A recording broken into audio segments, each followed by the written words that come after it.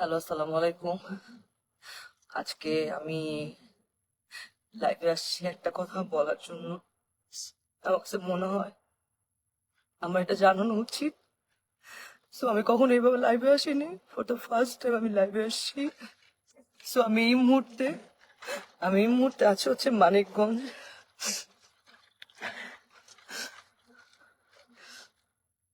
আমি এই মুহূর্তে আছি মানিকগঞ্জ। মানিকগঞ্জ ডিরেক্টর রাফাত মজুমদার, রিঙ্কু ভাইয়ের একটা কাজে আসছি ফিকশনে। এখানে আমার সাথে আছে তানজিন তিশা, শ্রুতি সেলিম ভাইয়া, মোমেন আন্টি এবং অ্যাক্টর মিরাপি। তো আমি জানি না আসলে গতকালকে আমার প্রথম সিন এবং গতকালকে আমি মানিকগঞ্জ আসি। এসে আমি তানজিদ তিশা আপুর জন্য আমি খুব সুন্দর ঢাকা থেকে গিফট নিয়ে আসছিলাম, যে আমি তানজিদ তিশা আপুকে গিফটগুলো দিব। কারণ আহ, আপু এত সিনিয়র, আপু একটা ফিল্ম করতেছে, আপুকে উইশেসের জন্য আমি আপুকে আসলে গিফটটা দিই, কিন্তু আপু গিফটটা নেয় না এবং সে গিফট অ্যাকসেপ্টও করে না। এবং সেখানে সবাই ছিল, সবাই দেখছেও। তো আমি কিছু বলি না, যে উনি হয়তো গিফট নেয় নাই, ঠিক আছে, মেনে নিচ্ছি। তো আমার প্রথম সিনে আমি যখন শুরু করছি তখন সেখানে প্রথম সিনে উনি আমাকে, সিনের মধ্যে ছিল না, উনি আমাকে মেরে আমার এখানে, এখানে যে দেখেন দাগ, খামচির দাগ টাগ, হাতে দাগ টাগ, রক্ত বের করে ফেলছিল কালকে প্রথম সিনে। এবং সেইটা যখন মনিটরে এসে আমি যখন দাঁড়াইছিলাম তখন রিঙ্কু ভাইয়া এবং সেলিম ভাইয়া দুজনেই বলতেছিল যে তিশার কি হয়েছে, তোমার সাথে কি কোনো ঝামেলা আছে আগে, ও তোমাকে এভাবে মারলো কেন বা কি আসে বিষয়। আমি তখন আসলে এক পর্যায়ে আসলে আমি বলে দিছিলাম যে হ্যাঁ, এর আগে আমি যখন আসলে নাটকে মুশফিকর ফারহানের সাথে কাজ করতাম অ্যাজ এ কো আর্টিস্ট হিসেবে, তখন তিশা আপু আমাকে এরকম ফোন দিয়ে থ্রেট দিছিল যে হ্যাঁ ফারহানের সাথে কাজ করতে পারবা না। আমাকে না, আরো অনেককে আসলে এরকম উনি ফোন দিয়ে থ্রেট দিছিল, যে পায়েলকেও, কেয়া পায়েল, তারপর আরো অনেককে এরকম ফোন দিয়ে উনি থ্রেট দিছে যে কাজ করা যাবে না। তো আমি তখন বলছিলাম ওই সময়টা যে আপু, কেন আমি কাজ করব না, আমি তো আর্টিস্ট, আমি তো সবার সাথে কাজ করব, ফারহান ভাইয়ের সাথে কাজ করব, জোবান ভাইয়ের সাথে কাজ করব, সবার সাথে। ফারহান ভাইয়ের সাথে কেন কাজ করব না, কি সমস্যা কি? তখন আমি বলছি হ্যাঁ, আমার ফারহান আমার জামাই হয়। আমি তখন আর কিছু বলি না, আচ্ছা ঠিক আছে, মনে হয় পার্সোনাল ওনাদের ব্যাপার, হয়তো। তারপরে এরপরে গিয়ে কিন্তু আমি ফারহানকে জানাইছি ফোন দিয়ে, যে ফারহান তিশা আপু কিন্তু আমাকে ফোন দিয়ে এইসব কথাবার্তা বলছে, এইভাবে হলে তো কাজ করতে পারবো না। তো সেটাও তাও 1-2 বছর আগের কথা। যাই হোক, উনি হয়তো ওই ক্ষোভ বা এই রাগ নিয়ে আছে কিনা, আই ডোন্ট নো। আজকে আমার সব সিন শেষ, আমি লাস্ট সিন। তো ওই সিনের মধ্যে লেখা ছিল যে আমি গিয়ে তিশাপুকে, এক সিনের মধ্যে লেখা আছে আমি গিয়ে তিশাপুকে চট দিব এবং চট দেওয়ার পর উনি ওইখান থেকে চলে যাবে, এটা সিনের মধ্যে লেখা। তো আমি টেকনিক্যালি, আমরা তো আর্টিস্ট, আমরা তো টেকনিক্যালি কিন্তু আসলে আর্টিস্টকে আমরা যদি কেউ কাউকে মারে বা আঘাত করে, আমরা কিন্তু খুব সফটলি টেকনিক্যালি সেটা করি। তো আমি তিশা আপুকে খুব আস্তে করে গালের মধ্যে জাস্ট একটু গালে হাত লাগাইছি।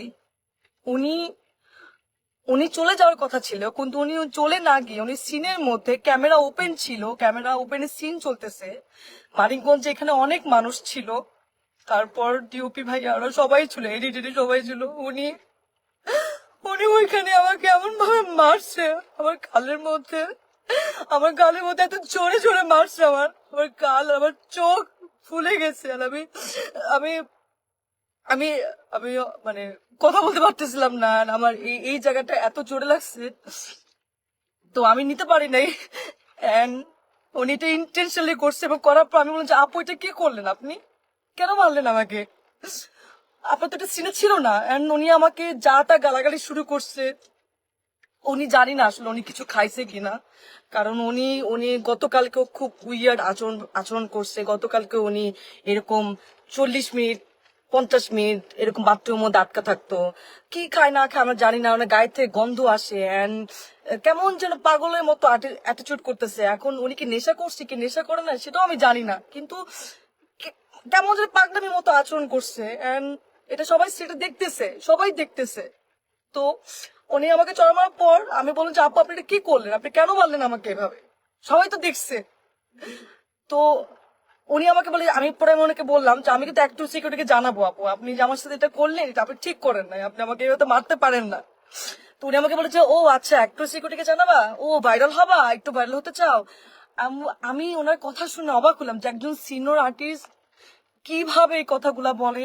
এন্ড উনি এত বছর ধরে কাজ করছে ইন্ডাস্ট্রিতে, উনি আরো আমাকে গাইড করবে, উনি আমাকে আরো হচ্ছে হেল্প করবে, কিন্তু উনি যদি উল্টা আমাকে এইভাবে নেগলেক্ট করে কথা বলে, তাহলে আমি আমি আমি আর্টিস্ট হয়ে আমি কিভাবে ওনার সাথে কাজ করব, কিভাবে করব বলেন। এন্ড ওইখানে সবাই আমাকে মানাতে আসছে, আমি সবাই দেখতেছে যে উনি আমার সাথে কারো ব্যবহার করতেছে, আপনারা আমাকে কি মানাবেন। তো আর্টিস্ট হয়ে তো আর্টিস্টের কাছ থেকে এটা তো আমরা একসেপ্ট করতে পারি না। আমাকে এমন ভাবে মারছে, আমার আমার এক পাশে কারের তুলো কোথায় পড়ে গেছে, আমার কোনো কিছু খেয়াল নাই। তো আমি এখন ঢাকায় চলে আসতেছি, আমি একটু সিকিউরিটিকে জানাবো যে একজন একজন সিনিয়র আর্টিস্ট হয়ে এইভাবে যদি আর্টিস্টকে স্ক্রিনের মধ্যে শুটিংয়ে যদি এভাবে মারে এবং যাচ্ছে তাচ্ছে ভাবে খারাপ ব্যবহার করে, তাহলে তো সেটা মেনে নেওয়া যায় না, এইভাবে তো কাজ করা যায় না। আমি তো এর আগেও মেহজাবিন আপুর সাথে কাজ করছি, কাজলে দিন রাত্রি, সেখানে বিকি ভাইয়ের কাজ করছি। কই মেহজাবিন আপু তো আমাকে এত সুন্দর করে কিভাবে কাজ করতে হবে আমাকে সাজেশন দিছে, আমাকে এত সুন্দর করে ট্রিট করছে। তোমার কাছ থেকে আমি শিখছি, আমি তো ভাবছি আমি তিশা আপুর কাছ থেকে শিখবো, কিন্তু তিশা আপু আজকে যেটা করলো, এটা এটা এটা তো আমার সাথে অন্যায় হয়েছে, এটা তো ঠিক হলো না, এটা তো একদমই ঠিক হলো। আমি তো কাজ করতে গেছি, আমি তো আসলে এটা তো আমি আশা করি নাই। তো যাই হোক, এখন সেলিম ভাইয়া ওনারা সবাই এখানে ছিলেন, সেলিম ভাইয়া ওনারা সবাই দেখছে, এখন ওনারা জানে ওনারা কি ডিসিশন নিবে। তো আমি ঢাকায় যাচ্ছি, আমি একটু সিকিউরিটিকে জানাবো যে ওনারা আসলে কি ব্যবস্থা নিবে। এবং আহ, আজকে যদি এরকম একজন আর্টিস্ট সাথে কাজ করে, মানে আমার যদি এই অবস্থা হয়, তাহলে যারা কাজ করছে প্রিভিয়াস বা তারাই বা কি ফেস করছে।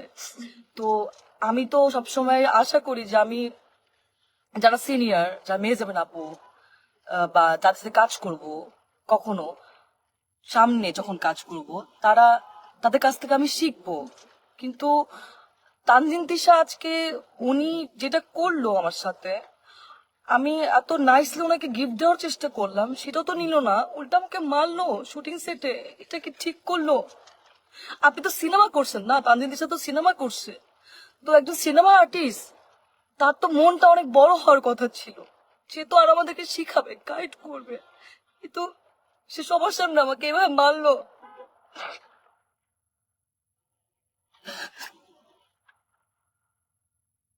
যাই হোক, আমি ঢাকায় যাচ্ছি, আমি আমি আমি একটু সিকিউরিটি ওনাদেরকে জানাবো, দেখি ওনারা কি ব্যবস্থা নেয়।